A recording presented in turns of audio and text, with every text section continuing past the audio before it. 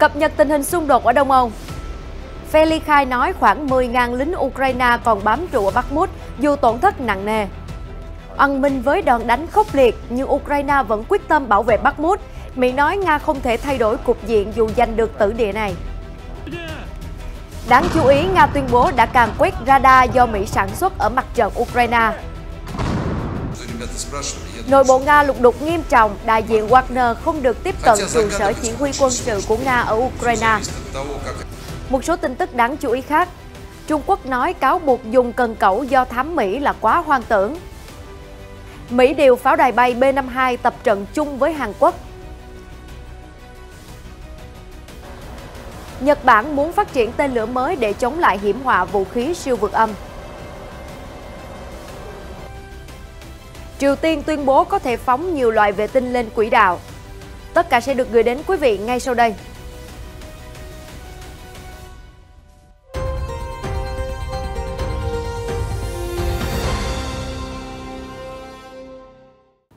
Ngọc Mai xin chào mừng quý vị đang đến với chương trình Thời sự quốc tế. Những diễn biến mới liên quan đến xung đột ở Ukraine cùng nhiều tin tức đáng chú ý khác trên thế giới sẽ được gửi đến quý vị ngay sau đây.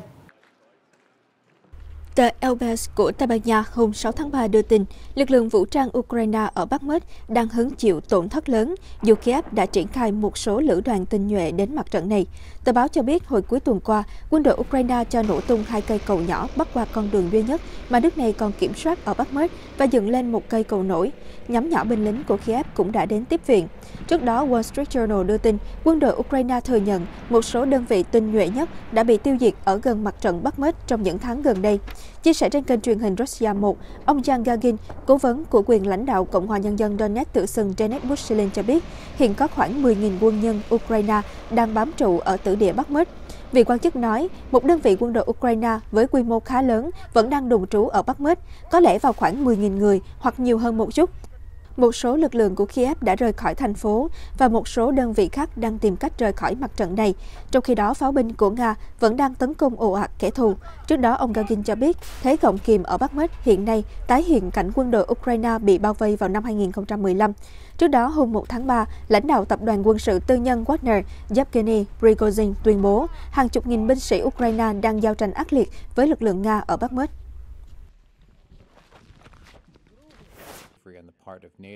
Dù đối mặt với nhiều khó khăn, Tổng thống Volodymyr Zelensky và các chỉ huy quân sự cấp cao của Ukraine đã tuyên bố sẽ tiếp tục bảo vệ thành phố Bakhmut. Cụ thể, CNN dẫn thông tin từ văn phòng Tổng thống Ukraine cho biết, nhà lãnh đạo và các chỉ huy quân sự nước này ủng hộ việc tiếp tục phòng thủ và củng cố các phòng tuyến ở Bakhmut. Được biết, cuộc họp có sự tham dự của nhiều nhân vật cấp cao trong chính phủ Ukraine, trong đó có chánh văn phòng của Tổng thống Ukraine Andriy Yermak, Giám đốc tình báo quốc phòng Kyrylo Bodinov, Thư ký Hội đồng Quốc phòng và An ninh Quốc gia Oleksiy Danilov. Nga được cho là đang đạt được tiến bộ trong nỗ lực giành lấy Bakhmut. Các cuộc giao tranh dữ dội tiếp diễn trong ngày 6 tháng 3. Trong chuyến thăm Jordan mới đây, Bộ trưởng Quốc phòng Mỹ là Austin đã nói rằng cho dù Bakhmut rơi vào tay lực lượng Nga, đó không hẳn là bước thụt lùi đối với quân đội Ukraine. Ông bình luận, tôi chắc chắn không có ý đánh giá thấp nỗ lực của lãnh đạo và quân đội Ukraine trong việc bảo vệ Bakhmut. Tuy nhiên, tôi nghĩ chiến thắng ở mặt trận này có ý nghĩa biểu tượng hơn là đem lại giá trị chiến lược. Vì Bộ trưởng lưu ý thêm, Bakhmut thất thủ không đồng nghĩa Nga có thể từ đó thay đổi cục diện chiến sự. Những gì tôi thấy là Nga tiếp tục đổ vào mặt trận rất nhiều binh lính được huấn luyện và trang bị kém, và những đội quân đó đang ngã quỵ rất nhanh chóng, ông Austin đánh giá.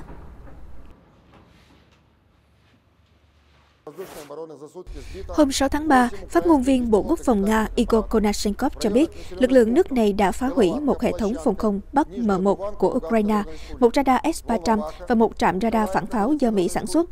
Thông tin được TASS đăng tải cùng ngày. Cụ thể, ông Konashenkov công bố một hệ thống tên lửa phòng không tự hành Bắc M1 và một radar dẫn đường của hệ thống tên lửa đất đối không S-300 của Ukraine đã bị phá hủy ở Donetsk. Ngoài ra, một trạm radar phản pháo ANTPQ-37 do Mỹ sản xuất đã bị phá hủy ở vùng Zaporizhia. Vị phát ngôn viên còn cho biết, trong 24 giờ, lực lượng không quân chiến thuật, lục quân và hệ thống pháo binh của Nga đã tấn công 86 đơn vị pháo binh của Ukraine tại 117 khu vực. Ông Konashenkov nói thêm, tiêm kích Nga đã bắn hạ một chiến đấu cơ và một trực thăng Mi-8 của Ukraine. Trong khi đó, lực lượng phòng không của Moscow cũng đã bắn hạ một chiến đấu cơ MiG-29 ở gần thành phố Krasnoyarsk thuộc Cộng hòa Nhân dân Donetsk tự xưng. Theo vị phát ngôn viên, lực lượng Nga cũng đã tấn công các đơn vị quân đội Ukraine ở khu vực Kupiansk, tiêu diệt hơn 40 binh sĩ Ukraine trong ngày 5 tháng 3. Ông Konashenkov lưu ý, lực lượng Nga đã tiêu diệt khoảng 225 binh sĩ Ukraine khi họ tiến công vào Donetsk trong ngày 5 tháng 3. Ngoài ra, Nga tuyên bố đã phá hủy một kho đạn dược của Lữ đoàn pháo binh số 55 của quân đội Ukraine trong khu vực dân cư Dadnoy thuộc Cộng hòa Nhân dân Donetsk tự xưng. Cùng với đó là một radar phản pháo ANTPQ-37 do Mỹ sản xuất gần cộng đồng Chasiv ở Cộng hòa Nhân dân Donetsk. Ở khu vực phía nam Donetsk và Zaporizhia, pháo binh Nga đã tấn công các đơn vị quân đội Ukraine ở gần khu định cư Ukleda, Brichistovka và Novosovka thuộc Cộng hòa Nhân dân Donetsk. Ông Konashenkov nói thêm, các lực lượng Nga đã phá hủy 3 xe bọc thép chiến đấu và một khẩu pháo tự hành Akasia của Ukraine ở khu vực Kherson trong ngày qua. Cùng với đó, 9 máy bay không người lái Ukraine và 15 tên lửa HIMARS Uragan đã bị bắn hạ. Tổng cộng, lực lượng vũ trang Nga đã phá hủy gần 400 máy bay chiến đấu, 217 máy bay trực thăng, hơn 3.300 phương tiện bay không người lái, 410 hệ thống tên lửa đất đối không, hơn 8.000 xe tăng và các phương tiện chiến đấu bọc thép khác, cùng hơn 1.000 phương tiện tên lửa, gần 4.300 súng trường và súng cối, cùng hơn 8.700 phương tiện cơ giới quân sự đặc biệt.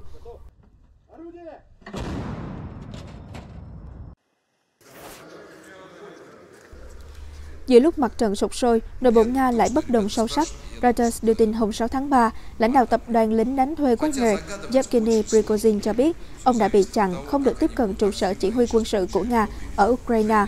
Ông Prigozhin nói rằng vụ việc xảy ra một ngày sau khi ông khẩn cầu sở chỉ huy chiến dịch quân sự đặc biệt cấp thêm đạn dược. Lãnh đạo Wagner thông báo trên Telegram nội dung: vào ngày 5 tháng 3, tôi đã viết thư cho chỉ huy chiến dịch quân sự đặc biệt để yêu cầu phân bổ thêm đạn dược. Đến ngày 6 tháng 3, đại diện của tôi tại sở chỉ huy đã bị hủy thẻ ra vào và không được tiếp cận trụ sở. Được biết, kể từ giữa tháng 1 năm nay, Tổng tham mưu trưởng lực lượng vũ trang Nga, tướng Valery Gerasimov đã được bổ nhiệm đích thân chỉ huy chiến dịch quân sự đặc biệt ở Ukraine. Lực lượng lính đánh thuê Wagner đã tham gia chiến đấu ở mặt trận khốc liệt Bakhmut. Tuy nhiên, ông Yevgeny Prigozhin cho rằng giới lãnh đạo quân sự Nga đang coi thường đóng góp của Wagner. Trong đoạn video được công bố vào cuối tuần qua, ông tiếp tục bức xúc khi lính Wagner rơi vào tình trạng thiếu đạn dược nghiêm trọng. Hiện tại, nếu Wagner rút lui khỏi Bakhmut, toàn bộ mặt trận sẽ sụp đổ. Nga không dễ gì bảo vệ được lợi ích ở mặt trận này, ông Prigozhin lưu ý. Trước đó, vào ngày 4 tháng 3, lãnh đạo Wagner đã nói rằng trên thực tế Bakhmut đã bị bao vây. Trong tuần qua, giao tranh ở khu vực đã gia tăng sau nhiều tháng cục diện chiến sự rơi vào thế tiêu hao kéo dài. Nga tấn công thành phố này từ 3 phía. Hôm 6 tháng 3, ông Prigozhin tuyên bố, chúng tôi đang đập tan lực lượng vũ trang Ukraine ở gần Bakhmut.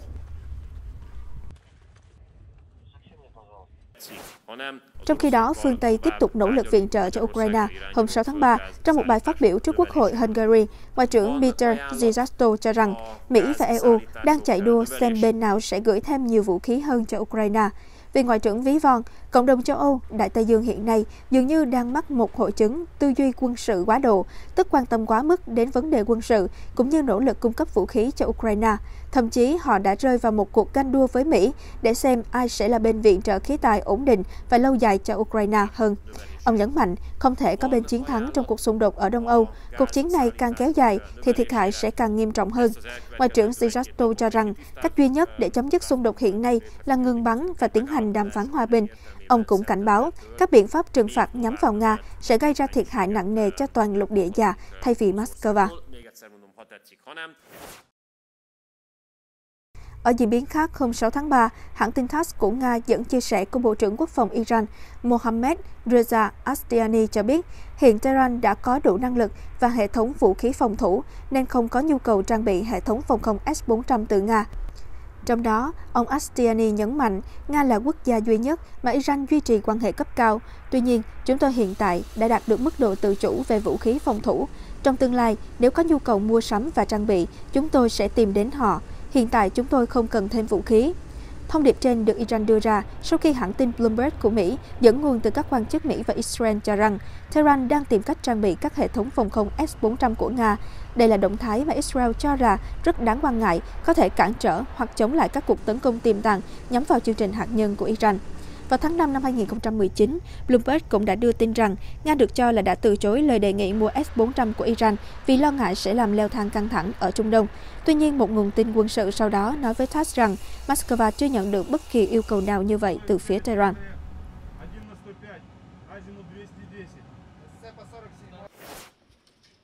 Chuyển sang tin tức đáng chú ý khác, hôm 6 tháng 3, Bộ Ngoại giao Trung Quốc đã phản hồi việc Mỹ cáo buộc nước này dùng cần cẩu để hoạt động gián điệp.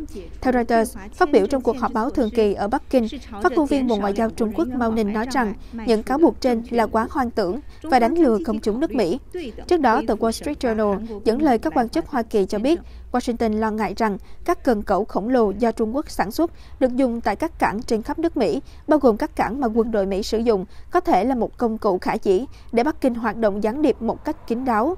Các quan chức Lầu Năm Góc còn nghi ngờ các cảm biến được trang bị trên các cần cẩu của Trung Quốc có thể thu thập thông tin về vật liệu vận chuyển vào hoặc ra khỏi Mỹ để hỗ trợ cho hoạt động quân sự của Hoa Kỳ trên khắp thế giới.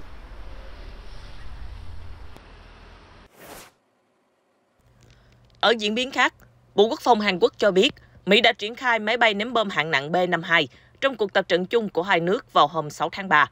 Mục đích là phô trương lực lượng trước các mối đe dọa tên lửa và hạt nhân của Triều Tiên, theo Reuters đưa tin. Trong đoạn phim được Bộ Quốc phòng Hàn Quốc công bố hôm 6 tháng 3, một máy bay ném bom B-52 đã bay theo đội hình cùng với các tiêm kích Hàn Quốc. Máy bay ném bom B-52 còn được mệnh danh là pháo đài bay, có khả năng mang vũ khí hạt nhân. Seoul đã tuyên bố Hàn Quốc và Mỹ sẽ đạt được hòa bình thông qua sức mạnh bằng cách thúc đẩy các cuộc tập trận chung.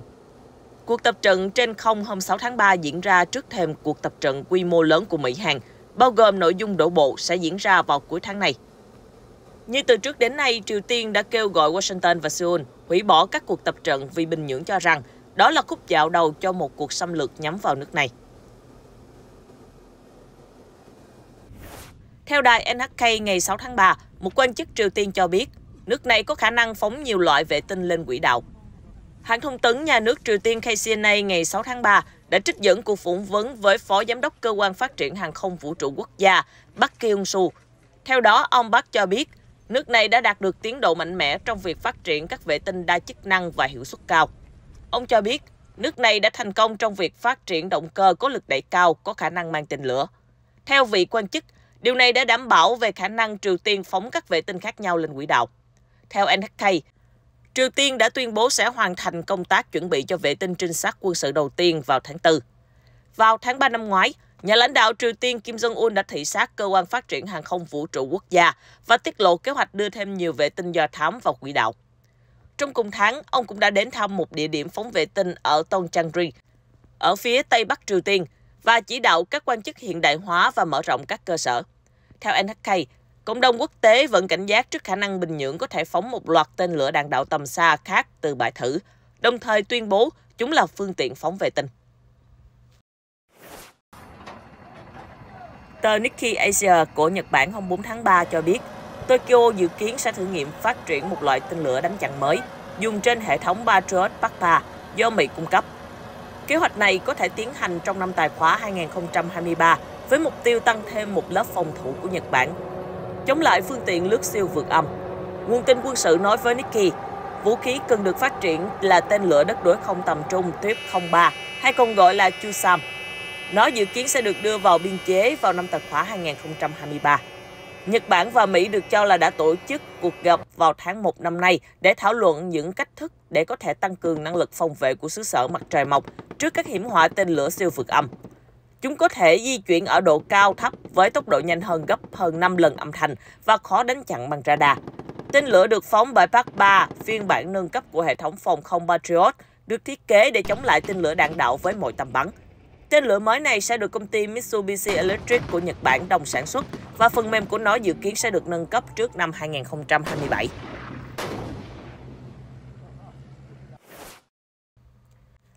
Chuyển sang tin tức khác, ngư dân ở Oriental Mindoro, một tỉnh phía nam thủ đô Philippines hôm 6 tháng 3 chia sẻ với Reuters rằng họ sợ sẽ mất kế sinh nhai sau một vụ tàu chở dầu bị lật và dầu tràn ra vùng biển của nước này. Lực lượng bảo vệ bờ biển Philippines cho biết hàng nghìn ngư dân đã bị cấm đánh bắt cá và được yêu cầu ở lại bờ, trong khi giới chức nỗ lực khắc phục sự cố tràn dầu. Ngư dân Frozen Fafra, 55 tuổi cho biết nguồn thu nhập chính của gia đình là từ đánh bắt cá. Đây là mất mát lớn, chúng tôi không còn tài nguyên để khai thác nữa, ông Fabra bày tỏ lo lắng.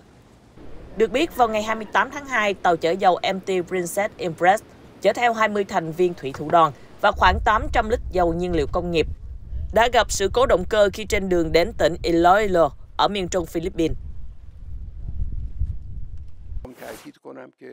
Liên quan đến tình hình ở Iran, nhà lãnh đạo tối cao của nước này, ông Ayatollah Ali Khamenei hôm 6 tháng 3 đã nói rằng các vụ đầu độc nữ sinh là một tội ác không thể tha thứ.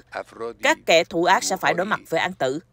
Thông điệp trên được ông Khamenei đưa ra giữa bối cảnh công chúng Iran phẫn nộ trước làn sóng nghi ngờ tồn tại các vụ tấn công nhắm vào trường học. Theo các quan chức và truyền thông Iran, hơn 1.000 nữ sinh đã bị đầu độc. Một số chính trị gia đã đổ lỗi cho các nhóm tôn giáo phản đối các hoạt động giáo dục cho trẻ em gái. Các vụ đầu độc xảy ra ngay lúc người dân Iran tức giận sau vụ một phụ nữ trẻ bị cảnh sát bắt giữ và thiệt mạng do cáo buộc xem thường quy tắc đội khăn trùm đầu. Phát biểu trên truyền hình nhà nước, ông Khamenei nói, "Tôi muốn nhấn mạnh rằng, sự vụ này cần phải được điều tra một cách nghiêm túc. Đây là vấn đề quan trọng, là một tội ác khủng khiếp và không thể tha thứ. Thủ phạm sẽ phải đối mặt với những hình phạt nặng nề nhất." Được biết, các vụ đầu độc bắt đầu xảy ra ở Iran vào tháng 11 năm ngoái tại thành phố Qom-Linh-Thiên, nơi người Hồi giáo Shiite sinh sống. Sau đó, tình trạng trên lan rộng khắp 25 trong số 31 tỉnh của Iran. Nhiều phụ huynh đã phải cho con nghỉ học để đảm bảo an toàn. Giới chức Iran đã cáo buộc kẻ thù của Cộng hòa Hồi giáo gây ra các vụ đầu độc để phá hoại cơ sở giáo sĩ. Các nhóm hoạt động Hồi giáo theo đường lối cứng rắn đang nằm trong diện bị nghi ngờ. Một cuộc điều tra về vụ đầu độc đang được tiến hành. Truyền thông nhà nước đưa tin, ít nhất một trường nam sinh ở thành phố Borås cũng đã bị nhắm mục tiêu. Reuters đưa tin hôm 6 tháng 3, những người biểu tình đã tập trung trước Tổng lãnh sự quán ở Mỹ tại Toronto, Canada, kêu gọi dỡ bỏ các biện pháp trừng phạt của phương Tây đối với Syria, đồng thời lên án những hành động gây tổn hại đến thường dân vô tội ở quốc gia Trung Đông này. Hàng chục người, bao gồm người nhập cư từ Syria, Palestine và các nước Ả Rập khác, đã tham gia xuống biểu tình. Đại diện của Đảng Cộng sản Canada, các tổ chức hòa bình và các nhóm phản chiến cũng xuống đường nêu thông điệp phản đối. Họ giương cao lá cờ Syria và biểu ngữ, hô vang khẩu hiệu yêu cầu tập thể phương Tây do Mỹ dẫn đầu, chấm dứt các biện pháp trừng phạt đơn phương đối với Damascus. Các đòn giáng trong nhiều năm đã gây ra hậu quả nhân đạo thảm khốc cho người dân. Họ đang phải chịu cảnh thiếu nhiên liệu, điện, nước, thực phẩm và các nguồn y tế thiết yếu. Nabil, một người biểu tình Syria, chia sẻ, "Người dân của chúng tôi đang đau khổ, nhất là sau trận động đất kinh hoàng. Tất cả các lệnh trừng phạt khiến chúng tôi không có thức ăn, khí đốt, điện. Chúng tôi kêu gọi dỡ bỏ các lệnh trừng phạt lên Syria." Theo Reuters, sau trận động đất xảy ra vào ngày 6 tháng 2, các biện pháp trừng phạt đã khiến cho cuộc khủng hoảng nhân đạo ở Syria thêm phần trầm trọng, trong khi quốc gia này vốn đã oằn mình trong 12 năm nội chiến. Trước áp lực lớn từ cộng đồng quốc tế, Bộ Tài chính Mỹ ngày 9 tháng 2 tuyên bố miễn trừ 180 ngày áp dụng lệnh trừng phạt Syria đối với tất cả giao dịch liên quan nỗ lực cứu trợ sau động đất. Những người biểu tình cho rằng các biện pháp trừng phạt đơn phương do Mỹ và các đồng minh áp đặt đã gieo thêm nỗi thống khổ cho người dân Syria, vốn đã kiệt sức vì chiến tranh. Họ cũng nói rằng nhiều nước đã theo chân Mỹ một cách mù quáng và gây ra thảm họa ở Syria một cách phi pháp. Hội đồng Bảo an Liên Hợp Quốc có áp đặt các lệnh trừng phạt đối với Syria không? Không có. Nhưng Canada, Mỹ và khoảng 30 quốc gia khác đã áp đặt các lệnh trừng phạt lên Syria. Đó là bất hợp pháp, đơn phương và đang gây ra thảm họa nhân quyền. Kelstone, một nhà hoạt động, nói với Reuters. Taxi màu vàng từng là phương tiện giao thông phổ biến và đặc trưng ở thủ đô Khartoum của Sudan. Nhiều người dân địa phương và khách du lịch sử dụng để di chuyển trong thành phố. Theo ghi nhận của Reuters giờ đây, phương tiện này đang điêu đứng giữa bối cảnh đất nước đối mặt với khủng hoảng kinh tế và bất ổn chính trị. Theo Reuters, những chiếc taxi màu vàng ở thủ đô của Sudan từng là một phần của di sản thuộc địa. Chúng ra mắt vào năm 1937, thời điểm Sudan nằm dưới sự cai trị của Anh. Chúng thường là các loại xe hơi cũ được sử dụng lại từ các quốc gia khác. Kể từ cuối những năm 70, chúng hầu như không có nhiều đội khác. Một số tài xế lái taxi cũng đã luống tuổi. Loại taxi đặc trưng nói trên đang điêu đứng, vật lộn để tồn tại khi các ứng dụng gọi xe xuất hiện. Xe của các hãng mới cũng mới hơn và ít bị rung lắc khi di chuyển. Ansaris Ahmed, một tài xế taxi màu vàng nói rằng, cánh tài xế mới đã treo biển taxi lên mui xe, họ có thể chở 4 đến 5 người cùng một lúc. Điều này khiến cho sự cạnh tranh trở nên gay gắt hơn. Có tài xế cho biết, công việc ngày một khó khăn đã phản ánh sự suy giảm kinh tế của Sudan. Chính phủ không thể tài trợ ô tô mới cho các tài xế lái xe màu vàng do chi phí nhiên liệu tăng cao. Dù vậy, nhiều người dùng vẫn muốn gắn bó với xe taxi màu vàng như thói quen. Một người khách chia sẻ, tôi thật sự cảm thông cho những khó khăn của các tài xế và vẫn ủng hộ họ. Mỗi lần đi ngang qua đây, tôi chỉ thầm cầu chúc điều tốt lành cho họ. Tuy nhiên, phụ thuộc vào lòng tốt không phải là một mô hình kinh doanh. Ngay chính các ứng dụng gọi xe mới cũng đang gặp khó khăn khi Sudan vật lộn với bất ổn kinh tế. Nhiều người dân chọn đi nhờ xe để tiết kiệm chi phí. Một chiếc thuyền nằm trơ trội giữa cát và đá khi hồ nước Saint-Castin trở nên khô cằn ở miền nam nước Pháp. Khu vực này đang trải qua một mùa đông đặc biệt khô hạn.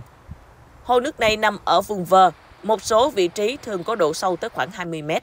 Thế nhưng bây giờ, hồ nước cạn khô trơ trọi đáy giữa một trong những mùa đông khô hạn nhất lịch sử nước Pháp.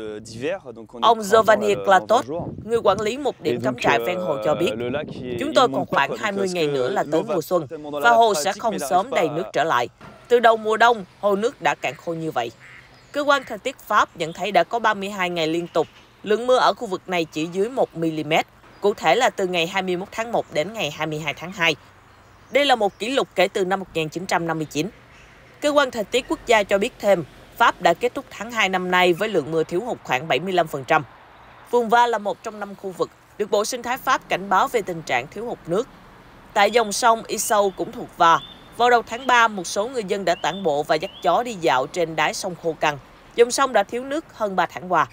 Một cư dân địa phương cho biết, chúng tôi từng nhìn thấy dòng sông cạn đáy, nhưng điều đó chưa bao giờ kéo dài như hiện nay. Mùa đông khô hạn kỷ lục ở Pháp đã khiến cho chính phủ kêu gọi các gia đình chủ động tiết kiệm nước. Phát biểu tại một cuộc triển lãm nông nghiệp ở Paris vào ngày 25 tháng 2, Tổng thống Pháp Emmanuel Macron đã kêu gọi tiến hành kế hoạch sử dụng nước điều độ, bao gồm cố gắng tận dụng tốt hơn nguồn nước mưa, sửa chữa các lỗ hổng trong hệ thống dẫn nước, đồng thời phân phối nước uống hiệu quả hơn cho người dân. Tin tức vừa rồi cũng đã kết thúc bản tin hôm nay. Cảm ơn quý vị đã quan tâm theo dõi. Xin chào và hẹn gặp lại.